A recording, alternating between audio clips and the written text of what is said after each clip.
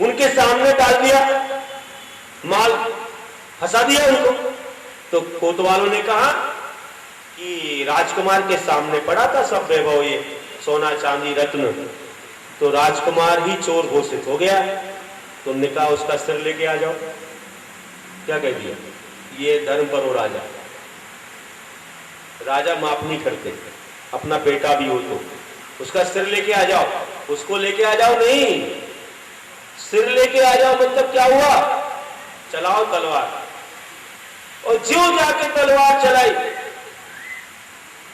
तो तलवार फूल की माला बन गई। देखिए, अतिशय हो गया, देवों ने आकर अतिशय कर दिया, क्योंकि वो तो निर्दोष था।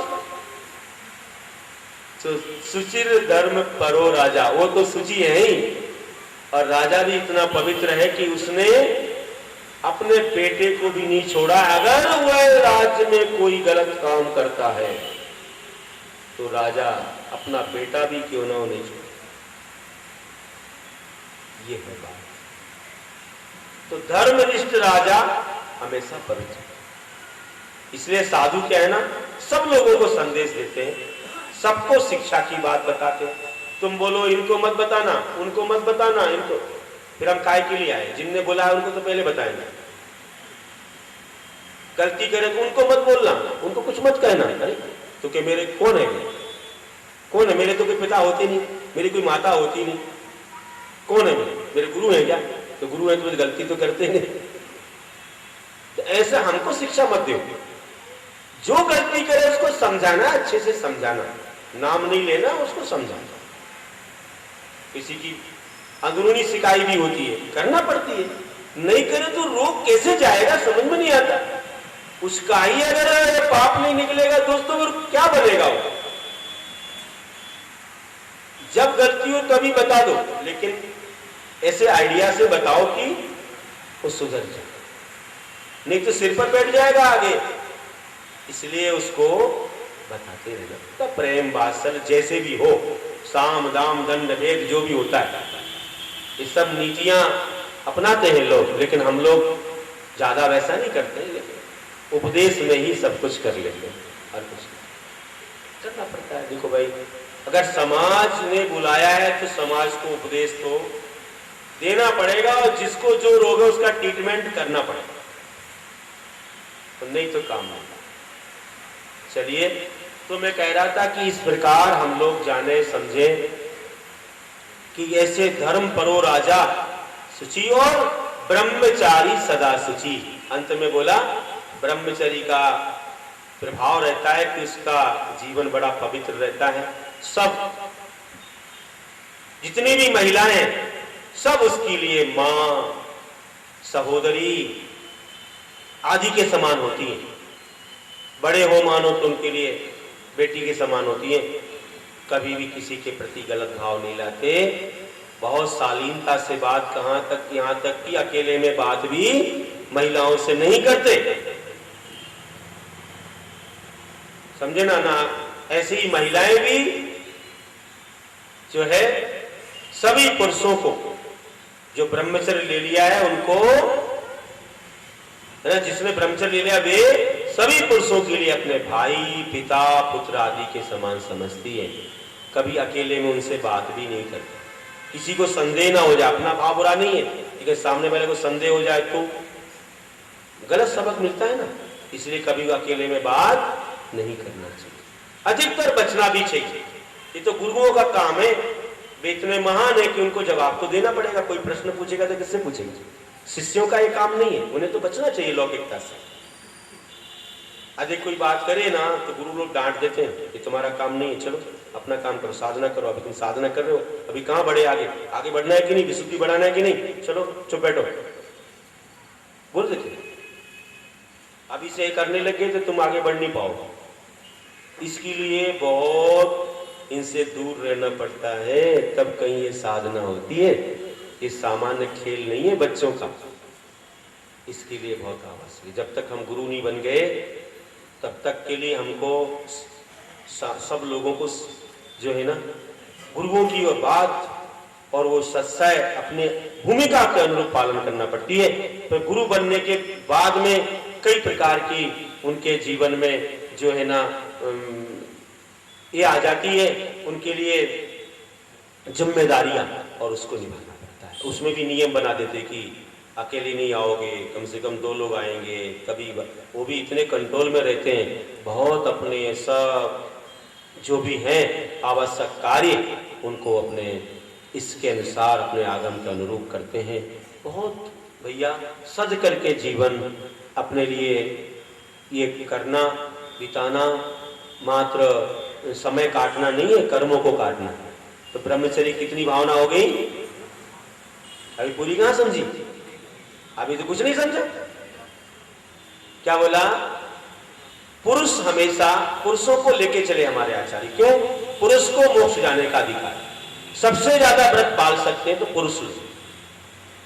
अगर बड़े आगे तो शक्ति उनके पास होती है, क्षमता उनके पास होती है, महाव्रतों को भी धारण कर सकते हैं, है ना। महिलाएं तो उपचार से आदिका बन सकती है, उपचार से मतलब व्रत महाव्रत धारण करके आदिका तक बन सकती है।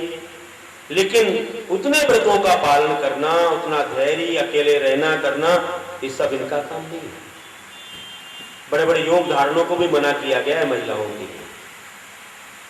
तो वैसे छोटे मोटे आप व्रत उपवास वगैरह करना है तो बहुत कर लेती है महिलाएं, लेकिन पुरुषों जैसे काम महिलाएं नहीं कर पाएंगी। तो इस प्रकार से मोक्ष की अपेक्षा से देखे तो, महाव्रतों की अपेक्षा से देखे तो कहा है स्त्रियों की राग पूर्वक कथा को करने का त्याग। चले यहां से चले, पुरुषों को लेके चले, फिर उसके अपोजिट महिलाएं समझ जाएंगी अपने आप। महिलाओं को व्रत पाल रहे हैं तो वे पुरुषों संबंधी राग पूर्वक कथा को छोड़ेंगी। ब्रह्मचर्य ले लिया तो राग बढ़ाने वाली कोई भी कथाएं नहीं करेंगे। अब देखो इतना विश्लेषण होगा तो कब होंगे हमारी भावनाएं पूरी, दिक्कत आ जाती है, तो विषय बढ़ जाता है। अब आगे आएगा तो समझाऊंगा, लेकिन फिर भी यहां संक्षेप में समझा रहा हूं कि अब इसमें क्या क्या आ जाएंगे। सोचो कि सिनेमा, टीवी और जो है ना कोई भी साक्षात तो है ही, साथ में ऐसे उपन्यास वगैरह सब छूट जाएंगे, है ना। तो ये राग पूर्वक कथाओं को कब ब्रह्मचर्य के साथ होगा ना। अभी अपन किस पर पढ़ रहे हैं, सब इन सब लोगों के लिए कोई नियम नहीं दिया जा रहा है, लेकिन ये सोचो कि हंसने की बात नहीं होगी कि कितने महान होते हैं ब्रह्मचारी कि वो ये सब छोड़ देते हैं। भगवान कब हमको ऐसा मिलेगा कि ऐसी विशुद्ध भावना हमारी आएगी। और तन मनोहरांग निरीक्षण, उनके मनोहर अंगों को देखने का त्याग, है ना। तो ये इस प्रकार भी, क्योंकि अपना मन विचलित ना हो। पूर्व रतानुस्मरण, पहले जो भोग भोगे उनको स्मरण करने का त्याग। फिर आगे ब्रश एष्ट रस, ब्रश मतलब गरिष्ठ और इष्ट मतलब बहुत प्रिय, ऐसे रसों को सेवन करने का त्याग है। क्योंकि काया से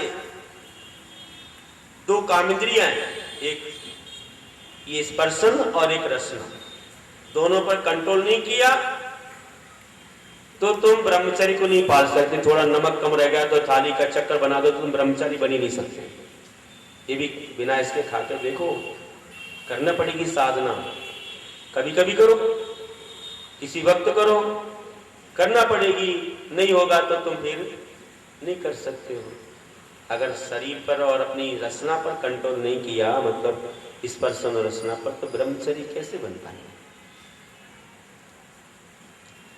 तो देखिए इतना अच्छा बोला आचार्य, कितनी सूक्ष्म जैसी अन्य दर्शन में मिलेगी क्या। बहुत जैन दर्शन इतना सूक्ष्म, इतने भावों की निर्मलता पर जाता है, कुछ पूछो मत। इसलिए तो देवता भी नमस्कार करते हैं। धम्मो मंगल मुक्कटम अहिंसा संयमो तबो देवावि तस् नमन संति जस धम्मे से आमा। इतनी बड़ी महिमा इस संयम में है, अहिंसा तप में है। तो क्या बोला, ब्रश और गरिष्ठ और इष्ट रस का त्याग, और अंत में बताया शरीर का संस्कार, स्वशरीर संस्कार त्याग पंच। मतलब ब्रह्मचर्य होने के बाद शरीर को नहीं सजाएंगे, ऐसी ड्रेस नहीं पहनेंगे भड़कीली दूसरे को राग उत्पन्न हो, ऐसे बाल नहीं रखेंगे, ऐसा श्रृंगार नहीं करेंगे जिससे किसी को भी मन को बाधा हो जाए। डबल कपड़ों में आ जाते हैं, बाल छोटे छोटे हो जाते हैं, ये क्यों होता है सब? पूरा ब्रह्मचर्य ले लिया तो ऐसा हो गया। अब जो थोड़ा लेता है, पर्व दिनों में लेता है, तो उतने दिनों की साधना वो कर सकता है, ऐसा नहीं कि खूब सजाओ। अब संयम पाल रहे हो, तुम्हें व्रत कर रहे हो तो ज्यादा सजावट की ओर मत जाओ, जो है ठीक है। अगर ज्यादा त्याग नहीं कर सकते तो मीडियम तो रहो कम से कम, ये नहीं कि इतना ज्यादा दिखावा करने लगे, ऐसा मेकअप करके आए बोले मैं आज उपवास कर रहा हूं। एक महिला ने 20 वर्ष तक 10 उपवास किए, 20 वर्ष हमारे सानिध्य में उसका निष्ठापन हुआ। हम गांव का नाम अभी नहीं ले रहे। तो 20 वर्ष तक 10 उपवास देखिए, और फिर उद्यापन किया तो सबको पूजा के बर्तन बांटे, सबके लिए भोजन कराया अपने घर पर, पूरी समाज के। तो हमारा चातुर्मास था वहां, तो हमने देखा तो हम थोड़े से कई बार कह देते थे। मैं देखता था उपवास शुरू हुए ना, तो धीरे धीरे अलंकार बढ़ते चले जाते। ये भगवान, अंत में देखा तो पूरा शरीर सोने से भरा। तो मैंने कहा कि क्या बोला मालूम है? मैंने कहा एक तरफ से वजन कम हो रहा है और एक तरफ से बढ़ रहा है। अरे भोजन का वजन तो कम हुआ शरीर का और ये तो बढ़ गया, तो काहे का उपवास तुम्हारा? बोले महाराज जी क्या करूं, वही बहू बेटियां नहीं मानती। हमने कहा हाँ, तुम्हारा मन नहीं मानता है, बहू बेटियां क्या करेंगी? जब तुमने आहार तक तो त्याग कर दिया, तुमको कोई जबरदस्ती नहीं खिला पाया तो क्या जबरदस्ती पहनाएगा? तुम्हें तो चुपता नहीं, ऐसे मौके पर बोल ही देता हूं, तो बोल दिया। मैंने कहा ऐसा नहीं करना चाहिए इतना ज्यादा। बोले हाँ महाराज जी अब ठीक है। तो इतना करेंगे तो क्या मतलब बताइए? हम इतना दिखावा कर रहे हैं, पूरा शरीर आवरण से भर लिया, पूरा सिर से नीचे तक। अरे मैंने कहा क्या किया? तो बंधुओं थोड़ा विचार करो, सोचो समझो, है ना?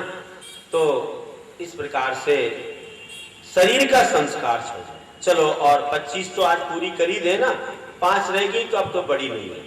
ये तो ब्रह्मचर्य की भावनाएं हो गई समझ में, क्योंकि इससे अपने लिए अच्छा बेनिफिट है। अब आगे पर्व दिन आ रहे तो इससे लाभ तो हो गया, और ध्यान में भी अच्छा लगता है। तो ध्यान कैसे लगेगा? कोई चैन खींच ले हमारी, कोई कुछ कर ले, हम काय का ध्यान है? मंदिर आ रहे हो डर लगे तो काय का ध्यान हो जाए? फिर बोल रहे थे ना अध्यक्ष, बोले संभल के रहना भैया, तुम्हारी परीक्षा हो रही है। तो कहने का अर्थ है कि फिर चिंताएं हो जाती है सबके लिए। अब बोल रहा हूं परिग्रह तत् की रक्षा के लिए 5 भावनाएं बहुत सरल हैं, लेकिन अर्थ बहुत गंभीर भी है, और छोड़े तो कुछ कठिन नहीं है और नहीं तो फिर कठिन ही है। छोटे में कह दिया, क्या बोला कि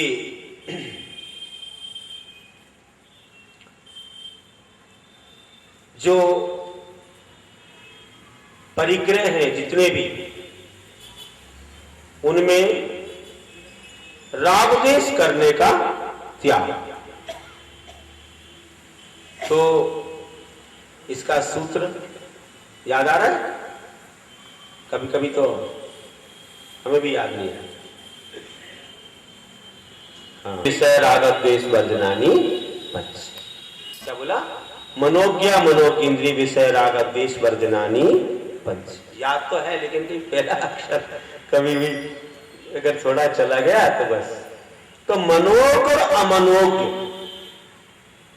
मनोक और अच्छे और बुरे इंद्रिय विषय, 5 इंद्रिय के विषय सारा परिग्रह आ गया इसमें।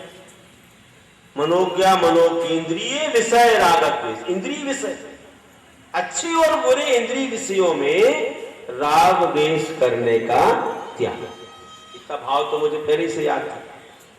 परिग्रह जो भी हैं इंद्रिय विषय, उनमें राग द्वेष नहीं करना। ये अच्छा है ये बुरा है नहीं, जो है सामने सो है, बस ये परिग्रह त्याग की। क्योंकि परिग्रह अब सामने तो आएगा।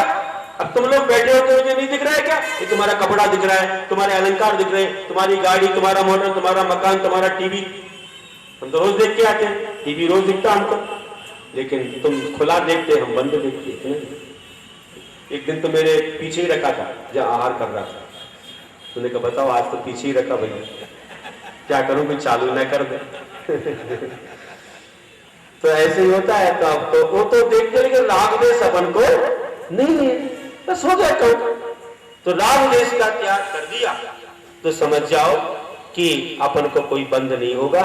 ऐसी 5 भावनाएं एक एक व्रत की रक्षा के लिए है। अगर तुम ऐसी भावनाओं को भाओगे तो 5 व्रत की रक्षा तो है और ध्यान भी अच्छा मंगलमय होगा। तो बस 16 इसलिए नहीं कहूंगा मैं, क्योंकि 16 कारण में सबका मैं विश्लेषण करने वाला हूं।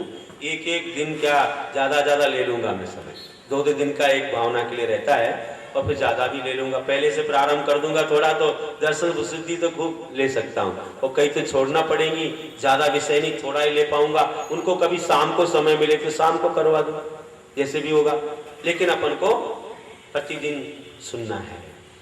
तो अभी आज हमने ऐसी भावनाओं के प्रकार यहाँ पर समझे और ये भावनाएं बहुत ही मंगलमय हैं। 5 व्रतों की भावनाएं और बहुत अच्छी भावनाएं जो आजकल लोग, अगर हम ज्यादा विश्लेषण नहीं करें तो हम इनके लिए मात्र नाम को जान करके आगे बढ़ सकते हैं। पहले तो मैंने अभी वो पद नहीं पढ़ा जो मैंने अभी कहा कि 5 व्रतों की भावना, 5 पहचान, दर्शन विशुद्धि आदि भी 16 भावन जान, अनित्य आदि के भावना।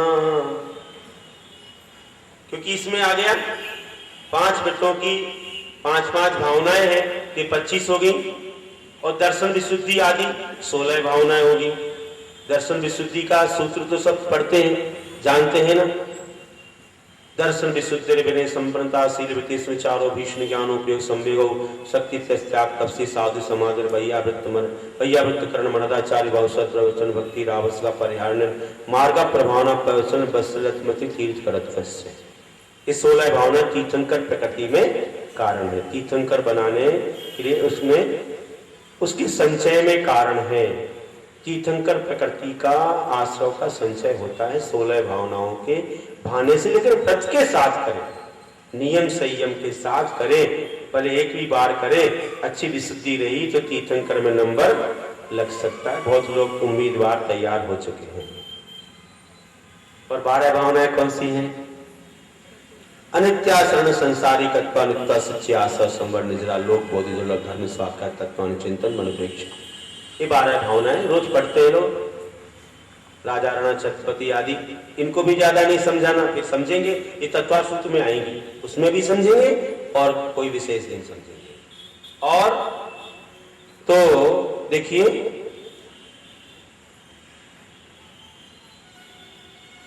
अनित्य आदि के भावना 12 भावन जान, शास्त्राभ्यास जिन स्तुति आदि के 7 सुजान। 7 भावनाएं कौन सी है? बस आज यहीं तक रखेंगे। 7 भावनाएं कौन सी है बताओ? रोज भाते की नहीं बातें? रोज भाते हो लेकिन नहीं मालूम। अभी तक ये नहीं मालूम है कि अब मैंने अभी संक्षेप में कही दिया यहाँ पर कि कौन सी भाते हैं, लोगों को याद ही नहीं आता है। और मैं बता दे रहा हूं कि तुम रोज भाते हो। शास्त्राभ्यासो जिनपतनुति संगति सर्वदारै सद्वित्तानां गुणगणगता दोषवादे च मौनम सर्वस्यापि प्रीहित बचो भावना च आत्मतत्वे संपद्दंतां मम भवे या पदे थे पवनता। रोज भाते हो? नहीं भाते? नहीं मालूम? अब बता दूं।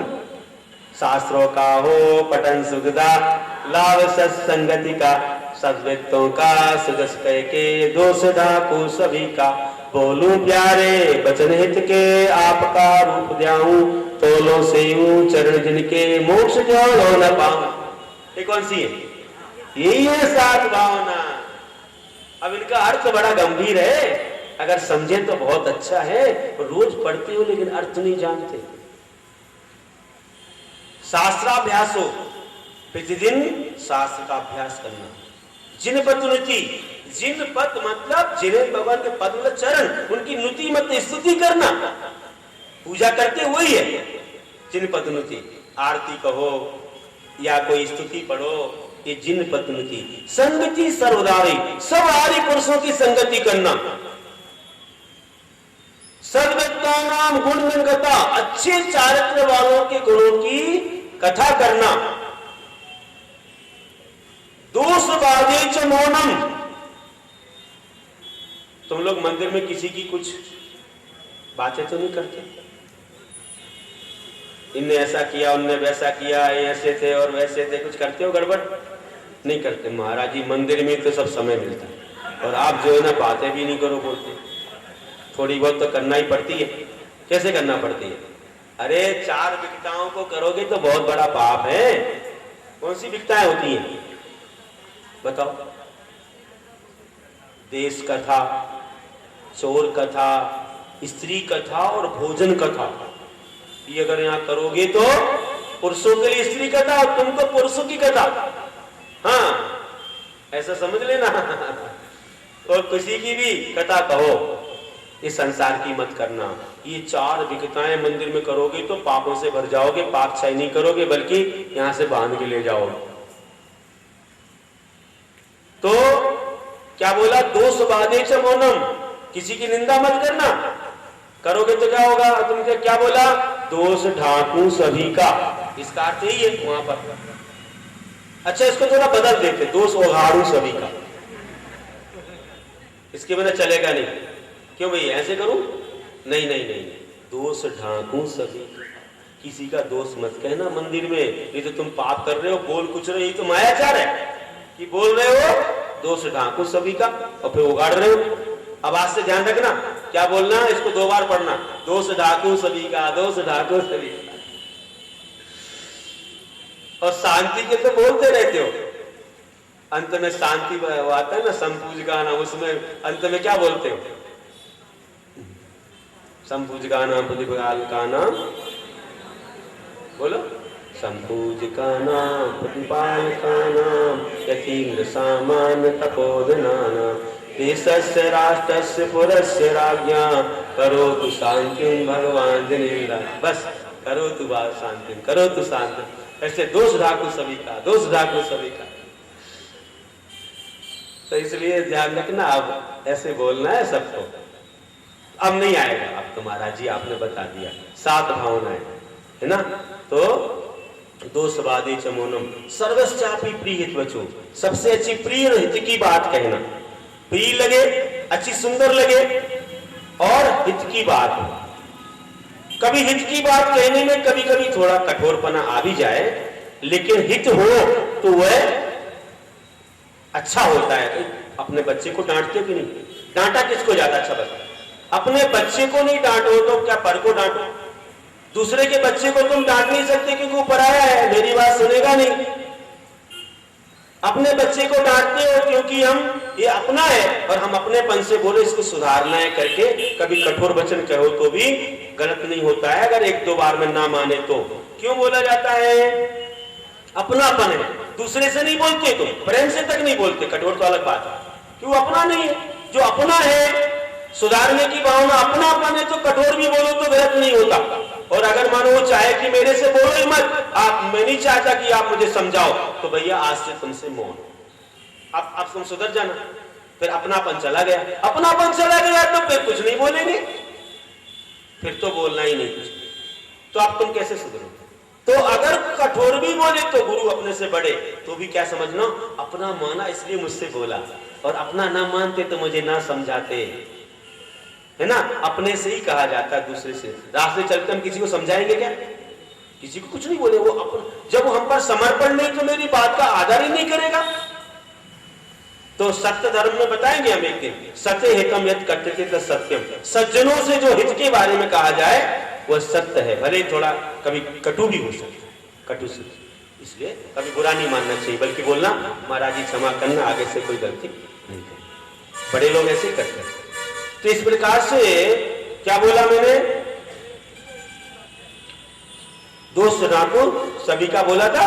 इसके बाद में बोला कि सब अच्छे लोगों के साथ सद्वृत्तानाम गुणगण गण। दोषवादे च मौनम के बाद सद्वृत्तानाम गुणगण कथा, दोषवादे च मौनम, है ना। सर्वस्यापि प्रिय हित वचो, सबके प्रति प्रिय हित की वाणी कहना। और भावना च आत्म तत्व, कितनी होगी बताओ, अंतिम में ना आत्म तत्व की भावना रखना। तो शास्त्राभ्यासो जिनपतुनकी संगति सर्वदा रे सद्वृत्तानाम गुणगणगता, दोषवादे च मौनम सर्वस्यापि प्रियहित वचो, भावना च आत्म तत्वे संपत्तंता मम भवे आपदेति पवरगा। जब तक अपवर्ग मतलब मोक्ष की प्राप्ति ना हो तब तक भावना, हे भगवान आपके चरणों में ऐसी भावना हमेशा बनी रहे और ऐसा मैं कार्य करता रहूं। अब तुम इतनी भावना भा रहे हो, इतनी भावना भाई कि तुमको चौमासा मिला, अब और भावना भाओगे तो षोडश कारण मिलेगा, और भावना भाओगे 10 लक्षण आएगा, और भावना भाओगे तो और क्या, सारा पूरा इंदौर ही नहीं पूरा भारत देखने आएगा। किसमें देखने आएगा? कोई बोलता था कि हमारे यहाँ पाठ होता उसको देखने आएंगे, यहाँ पर कोई कोई सम्मेलन होंगे उसको देखने आएंगे, विधान होगा उसको देखने आएंगे। और बहुत चाहते हैं लोग, कई बार देखने आते हैं, बहुत लोग आते हैं। भोपाल में थे हम, वहां भी आ गए, मिनिस्टर भी आ गए, सीएम भी आ गए, कई आ गए, और कई बार पीएम भी आ जाते। कहां? सबड़ बेलुगला थे 93 में, तो वहां पर पीएम भी आए। अरे वहां तो प्रेसिडेंट भी आए, देश के राष्ट्रपति भी आए। क्या देखने आए? हमारा धर्म का हुए। इतना उत्साह था उस समय, पंचकर्णक था और मस्तकाभिषेक, सारे मुनियों का दर्शन किया उन्होंने। सीएम पीएम सब आए सामने, सबने हाथ जोड़े, नतमस्तक हुए मुनियों के सामने। तो सब देखने आते हैं, ध्यान रखना, खूब आते हैं, अभी भी आए और आएंगे भी आगे, और कई आने वाले भी होंगे। कई खबरें आ रही, अरे भोपाल में तो आते ही रहते थे कितने ही मिनिस्टर लोग छोटे छोटे प्रोग्राम में, जब 2004 में हम थे। और भी जगह आए, कई जगह, अजमेर हो, चाहे ग्वालियर हो या दमोह हो, बहुत जगह आए, आते रहते हैं। तो ऐसे ही कई लोग सोचते हैं, एमएलए वगैरह तो, सांसद तो प्रवचन ही सुनते हैं, कई बार आकर के प्रवचन ही सुनते रहते हैं। कई बार देखा हमने दक्षिण में कई जगह, और भी सूरत में भी आए थे। तो कह रहा हूं कि इन लोगों को कैसे संदेश पहुंचता है? तुम्हारे आचरण की सुगंधी पहुंचती तो वे देखने आते। हमें ये मतलब नहीं कि राजनेता आ रहे, उनको तो उतना पालन शायद ही हो पाए, लेकिन वे तुम्हारे इसके समर्थन के लिए आते, तुम्हारी सुगंधी फैलती, तुम्हारा उत्साह वर्धन के लिए आते। ये ध्यान रखना। तो कुछ करके दिखाओ तब तो बात है, तो फिर उनको भी लगेगा कि हाँ आए, हमने कुछ देखा कि तुमने इतना आचरण पाला। अभी तो थ्योरेटिकल चल रहा है, ये थ्योरेटिकल चल रहा है, अभी तो क्या चल रहा है, अभी प्रैक्टिकल शुरू नहीं हुआ है। अभी तो सुन रहे हो, अब प्रैक्टिकल शुरू हुआ। देखो षोडश कारण आएंगे, 10 लक्षण आएगा, तो प्रैक्टिकल शुरू हो जाएगा, तो कितना अच्छा होगा, बहुत ही मंगलमय जीवन बनेगा।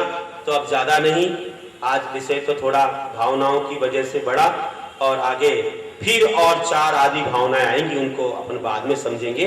और फिर आगे अपन कहां पहुंच जाएंगे? ध्यानों के भेदों पर पहुंच जाएंगे। तो अंत में कहता हूं कि नहीं विश्वास होता है, नहीं विश्वास होता है धर्म पर आज मानव को। श्रद्धा के बिना विश्वास नहीं विश्वास होता है धर्म पर आज मानव को, न निज में वास हो तब तक हो दुख आभास मानव को। जब तक निज में वास ना हो, ध्यान नहीं करे, तब तक क्या होगा? दुख का ही आभास होगा। और जब ध्यान में लीन होंगे तो परिसर भी सहन हो जाते हैं। तो न निज में वास हो तब तक हो दुख आभास मानव को, तहे दिल से करे अनुभव, तहे दिल से, गहराई से, अंतरंग से, तहे दिल से करे अनुभव। तो तहे दिल से करे अनुभव, तभी मजहब समझ आए। अपना लक्ष्य तभी मालूम पड़ता है और तभी सच्चे सुख का अनुभव होता है कि तहे दिल से करे अनुभव, तभी मजहब समझ आए। सिर्फ ये धर्म ही देता है, सिर्फ ये धर्म ही देता है सभी कुछ आज मानव को, सभी कुछ आज मानव को। बोलिए महावीर भगवान की जय।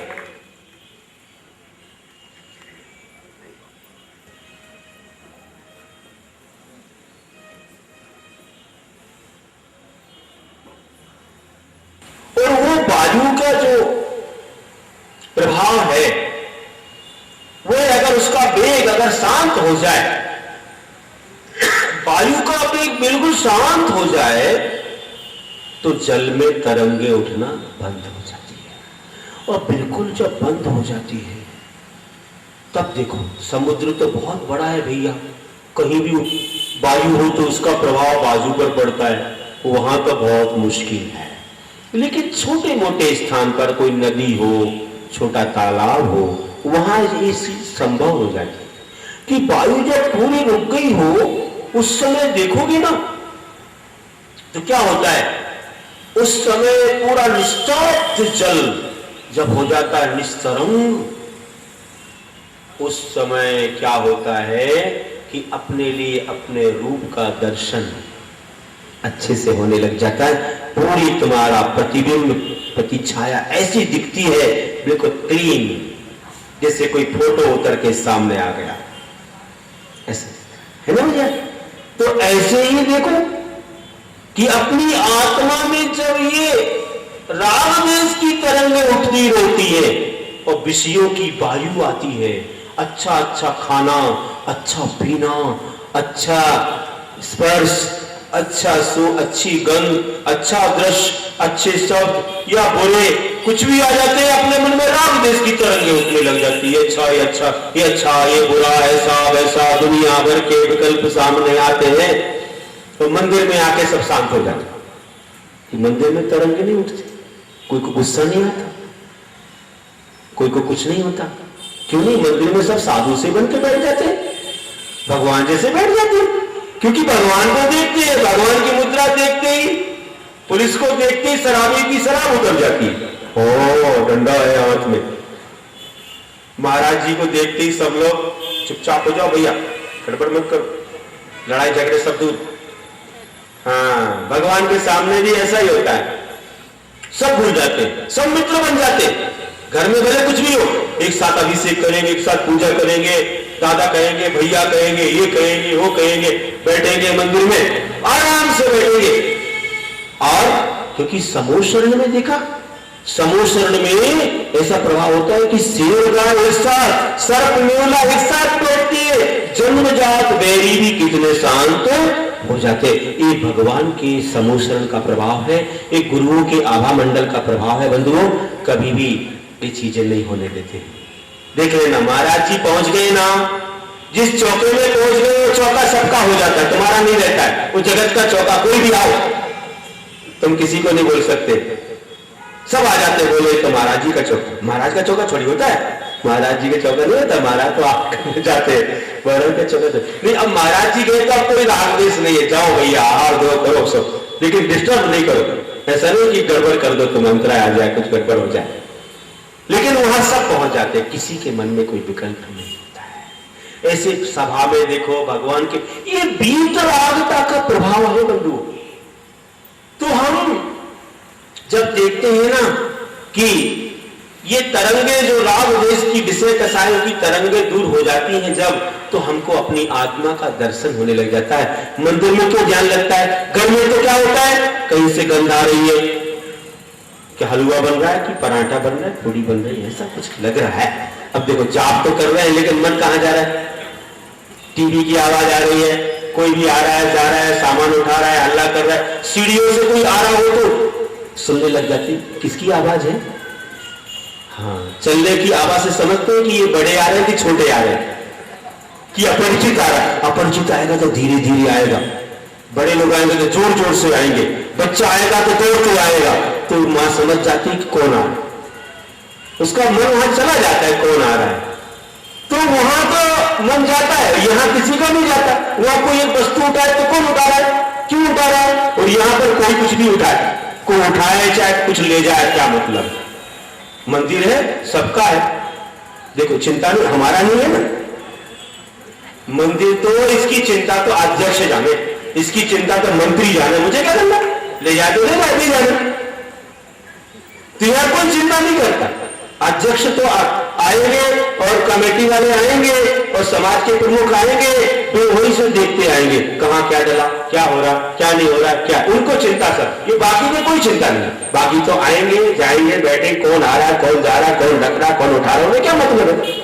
तो मंदिर में क्या है, अपना नहीं है, इसलिए अपना मतलब घर जैसा नहीं है ना, इसलिए ज्यादा दिमाग या वहां नहीं जाता है, मन नहीं बढ़ता, बल्कि मन मंदिर में अच्छे से लगता है। और कोई भी व्यक्ति हो भगवान के सामने पहुंचे तो सब बातें भूल जाओ, पहले अच्छे से दर्शन करो, ध्यान करो, इसके बाद फिर दूसरा काम करो, व्यवस्थाओं का काम बाद में।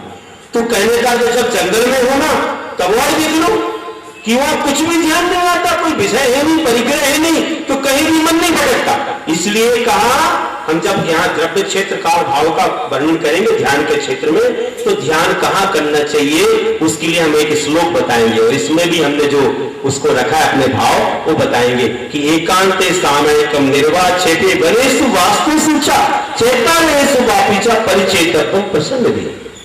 वनेषु सबसे पहले जंगल बोला है कि जंगल में किसी प्रकार के कोई पदार्थ नहीं रहते, तो मन यहाँ वहां नहीं भटकता है। तो क्या होता है कि मन में विकल्प रूपी वायु नहीं आने से, नो अटैचमेंट हो जाने से, अच्छे ढंग से हमें अपनी आत्मा के सरोवर में अपनी आत्मा का दर्शन होने लगता है, क्योंकि आत्मा निस्तरंग हो जाती है। विकल्पों की तरंगें जब तक दूर नहीं होंगी तब तक तुम्हारा ध्यान एकाग्र नहीं होगा। इसलिए कहा था कि हीरो बनके जीरो का ध्यान नहीं हो सकता। आया समझ में? तो वायु बहती वेग से जल में उठे तरंग, विषयों की वायु रुके निर्मल आत्म विरंग। फिर कोई रंग नहीं, निरंग निर्मल आत्मा भाती है, उसका ध्यान होता है। अब कितना ध्यान, हम देखो कितने निकट जा रहे हैं, धीरे धीरे जाएंगे, तुम नहीं जाएंगे, धीरे धीरे मेडिटेशन कर रहे हैं हम। मेडिटेशन का प्रभाव धीरे धीरे होता है, वो लॉन्ग लाइफ होता है, एकदम होता है, वो दबा देता है, फिर रोग उत्पन्न हो जाता है। अपन ऐसा नहीं करेंगे, अपन बिल्कुल फिल्टर करेंगे, फिल्टर सब निकाल देंगे बाहर कचरा अनादिकाल का। तो धीरे धीरे करूंगा ना फिल्टर, अभी तो बहुत कुछ फिल्टर हो गया है, हाँ और हो जाएगा। तो मैं ये कह रहा हूं कि हम अभी तक पर कोई अपना मान रहे थे कि श्लोक में कहीं नहीं पाया, शुरू किया लेकिन बोल ही नहीं पाया। तो ये था नेमी चंद्राचार्य का कि मां मुझे मां रज्जय। तुम लोग अच्छा ध्यान करना चाहते हो ना, विचित्र ध्यान की प्रसिद्धि, तो कहते हैं मां मुझे मां रज्जय मां दुष्य नित्य नित्य अच्छेषु थिरमिच्छय जय चित्तम विचित्र ध्यान प्रसिद्धिये। हे आत्मन, तुम विचित्र ध्यान की प्रसिद्धि करना चाहती हो तो मां मुझे मां रज्जय मां दुष्य इट नित्य अच्छेषु। इट नित्य इष्ट और अनिष्ट, अच्छे और बुरे, अच्छेषु मतलब पदार्थेषु, अच्छे बुरे पदार्थों में मां मुझे मां रज्जय मां दुष्य। मोह मत करो, राग मत करो, द्वेष भी मत करो, राग द्वेष मोह का त्याग करो पर पदार्थों में, तो विचित्र ध्यान की प्रसिद्धि तुमको हो जाएगी। अपन उसी की साधना की ओर जा रहे हैं, कैसे मन को कंट्रोल करना है। पर को अपना मान बैठे हैं, इसलिए अपनी आत्मा को हम नहीं समझ पाए। एक बार पर को पर समझो तो आत्मा का स्वरूप तुमको मालूम पड़ेगा। पर को अपना मान बैठा, पर को अपना मान बैठा, निज को पहचाना नहीं। पर को अपना मान बैठा, निज को पहचाना नहीं। भूल है आपकी जो आपको जाना नहीं, भूल है आपकी जो आपको जाना नहीं। और आपको जाने बगैर परमात्म पद पाना नहीं, तो आपको जाने बगैर परमात्म पद पाना नहीं, और परमात्म पद पाकर पुनः संसार में आना नहीं, और परमात्म पद पाकर पुनः संसार में आना नहीं। बोलिए महावीर भगवान की जय। तेरी प्रवचन में पधारे हैं सभा में गुरु। ज्ञान से सूझे लोकालो, सोवाणी मस्तके नमो सदा दे तुमो। वाणी भारती तो ही जपो दिन रे, जो तेरा शरणागरे सो पावे सुख चैन। देव भजो हरिहंत को, गुरु सेवा